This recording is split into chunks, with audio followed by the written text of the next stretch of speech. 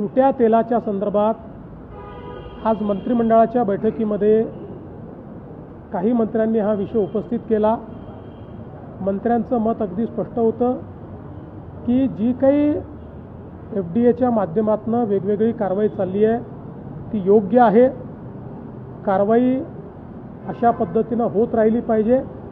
मात्र जे काही आमचे तेलाचे व्यापारी आहेत यात जे पारंपरिक तेलाचा व्यापार करतात त्या व्यापाऱ्यांवर अन्याय होऊ नये आणि गरीबात गरीब लोक जे आहेत जे अतिशय थोडं म्हणजे जे अर्धा किलो 1 किलो किंवा अर्धा लिटर 1 लिटर असं तेल न घेता जे सुटं तेल घेतात त्यांच्यावरही अन्याय होऊ नये या दृष्टीनं मार्ग काढला पाहिजे। या संदर्भात आम्ही FDAला सांगणार आहोत की एकीकडे क्वालिटी मेंटेन करणंही गरजेचं आहे, दुसरीकडे पारंपरिक व्यवसाय सांभाळणंही गरजेचं आहे आणि म्हणून यातला मधला मार्ग काढून काही SOPs तयार करून कुठल्याही पद्धतीनं तेलामध्ये मिलावट होणार नाही, तेलामध्ये भेसळ होणार नाही या पद्धतीच्या SOPs तयार कराव्यात अशा पद्धतीनं FDAला सांगण्यात येईल।